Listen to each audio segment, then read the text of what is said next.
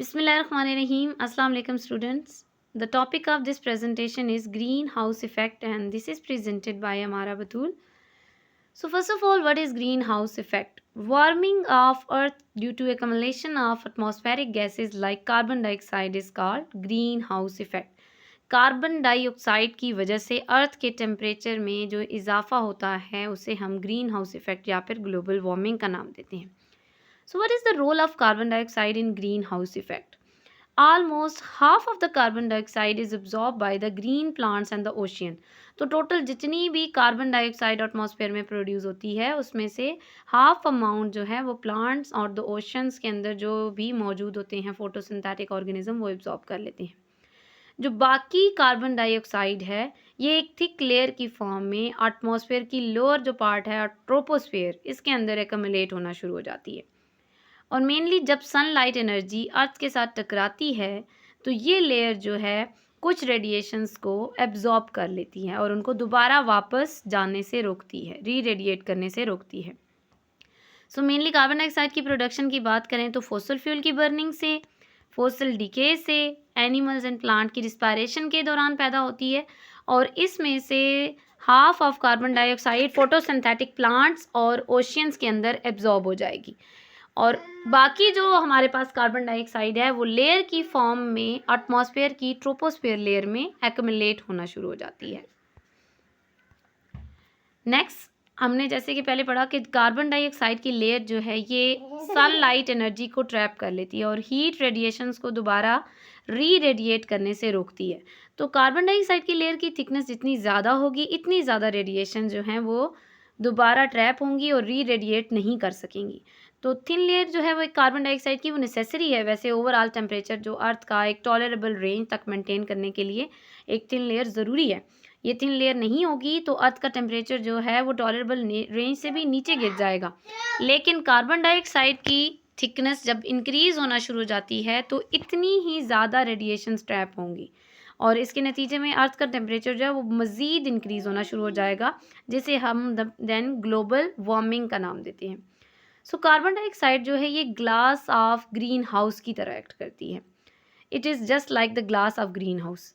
जो प्लांट्स हैं इनको हम ग्रो करने के लिए ज़्यादातर क्या करते हैं एक ग्लास लाइक हाउस के अंदर लगाते हैं ताकि टेम्परेचर और हीट जो है वो मेंटेन किया जा सके, क्योंकि उसके अंदर हम प्लांट्स ग्रो कर रहे होते हैं तो उसे हम ग्रीन हाउस कह सकते हैं. सो कार्बन डाइऑक्साइड भी इस ग्लास शीट की तरह एक्ट कर रही है. इस ग्लास शीट का क्या काम होता है जो ग्रीन हाउस के अराउंड लगाई जाती है कि ये हीट एनर्जी को टेम्परेचर को मेंटेन रखे और जो सनलाइट एनर्जी ट्रैप होना वो अंदर ही रह जाए जिसकी वजह से प्लांट्स को टेम्परेचर और हीट सप्लाई कर सके. तो कार्बन डाइऑक्साइड की एबनॉर्मल थिकनेस हो जाएगी ना, तो ये एबनॉर्मल थिकनेस जो है ये ज़्यादा डेंजरस हो जाएगी. एबनॉर्मल थिकनेस की वजह से ज़्यादा रेडिएशन दैन अर्थ के एटमॉस्फेयर के अंदर रह जाएंगी और वापस नहीं जा सकेंगी जिसकी वजह से अर्थ का टेम्परेचर जो है वो बहुत ज़्यादा इंक्रीज़ हो जाएगा और इसे देन हम क्या नाम देंगे ग्लोबल वार्मिंग. सो नाइट के टाइम पे तो क्योंकि हमारे पास सन एनर्जी जो होती है वो ज़्यादा हीट एनर्जी नहीं आ रही होती तो ज़्यादातर रेडिएशन वापस एस्केप कर जाती हैं. लेकिन डे के टाइम पे जितनी सन एनर्जी अर्थ की तरफ पहुंचती है उसमें सारी की सारी दोबारा बाउंस बैक नहीं करती, बल्कि कुछ एनर्जी जो होती है वो एटमॉस्फेयर के अंदर मौजूद मॉइस्चर और कार्बन डाइऑक्साइड की लेयर के अंदर एब्जॉर्ब हो जाती है. सो काजेज़ क्या हैं ग्रीन हाउस इफ़ेक्ट की? मेनली हमारे पास नॉर्मल लेयर्स 0.03%, 0.03 से 0.04% कार्बन डाइऑक्साइड की अमाउंट एटमॉस्फेयर में मौजूद है. मगर इससे ज़्यादा इंक्रीज़ होने की वजह क्या है?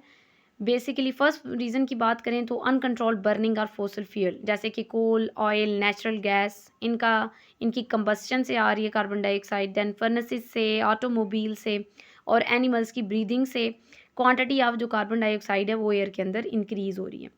नेक्स्ट केस की बात करें तो ओवर अर्बनाइजेशन, आबादी का इंक्रीज़ होना और डिफॉरेस्टेशन. हम एक तो हमारी पॉपुलेशन में इंक्रीज़ हो रहा है और उसके लिए हम जब हाउसेज़ और फैक्ट्रीज़ के लिए हम डिफॉरेस्टेशन करते हैं तो प्लांट्स का नंबर भी डिक्रीज़ हो रहा है.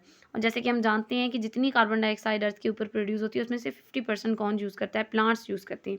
तो जब प्लांट्स कम होते जाएंगे तो इसका मतलब है कार्बन डाइऑक्साइड की एब्जॉर्प्शन कम हो रही है और इसकी वजह से उसकी एकम्युलेशन का लेवल क्या होता जाएगा? ज़्यादा होता जाएगा. सो सनलाइट एनर्जी जो अर्थ से स्ट्राइक करती है इसमें से हमारे पास कुछ एनर्जी जो होती है हमारे पास वापस रेडिएट कर जाती है। और बाकी जो हमारे पास रेडिएशंस हैं, जैसे इंफ्रारेड रेडिएशंस वगैरह हैं, शॉर्ट वेवलेंथ की रेडिएशंस होती हैं, इनको कार्बन डाइऑक्साइड की ये जो लेयर है जो एटमॉस्फेयर के अंदर मौजूद है, इन्हें रेडिएट नहीं करने देती, इनको एब्जॉर्ब कर लेती है, जिसकी वजह से अर्थ का टेम्परेचर जो है वो इंक्रीज़ होना शुरू हो जाता है। अगर ये बहुत ज़्यादा थिकनेस इसकी इंक्रीज़ हो गई है, वैसे तो नॉर्मल लेयर जो होती है, थिन लेयर, वो अर्थ का टेम्परेचर मेंटेन करने के लिए ज़रूरी है। लेकिन अगर कार्बन डाइऑक्साइड की लेयर की थिकनेस इंक्रीज़ हो जाएगी तो ज़्यादा से ज़्यादा रेडिएशन जन ट्रैप होंगी, और जितनी ज़्यादा रेडिएशन धन ट्रैप होंगी इंटरनल एटमॉस्फेयर के अंदर रह जाएंगी और दोबारा वापस नहीं जा सकेंगी। उसकी वजह से अर्थ का टेम्परेचर मज़ीद इंक्रीज़ हो जाएगा। तो ये ग्रीन हाउस इफ़ेक्ट जो है, इसकी वजह से देन ग्लोबल वार्मिंग हो जाएगी। सो ग्लोबल वार्मिंग के क्या इफ़ेक्ट हैं? अगर बहुत ज़्यादा एक्सेसिव हीटिंग हो जाए और अर्थ का टेम्परेचर बहुत ज़्यादा इंक्रीज़ होना शुरू हो जाएगा, तो इससे क्या होगा कि आइस कैप्स और माउंटेन्स, स्नोज़ जो हैं, ये मेल्ट होना, ग्लेशियर्स मेल्ट होना स्टार्ट हो जाएंगे।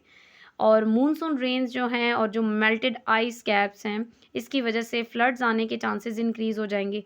और फ्लड्स की वजह से मेन इफ़ेक्ट किसके ऊपर आएगा? कोस्टल एरियाज़ जो हैं, वो कोस्टल टाउन्स जो हैं, सी शोर्स जो हैं, वो सिंक करना स्टार्ट कर देंगे। और इसके अलावा प्लांट्स एंड एनिमल्स की हेल्थ के ऊपर तो इसका इफेक्ट है ही। स्किन कैंसर काज कर सकती हैं मोर रेडिएशंस अगर ट्रैप हो रही हैं, और प्लांट्स का जो लाइफ साइकिल है उसको भी ये डिस्टर्ब कर सकती हैं। Thank you so much students.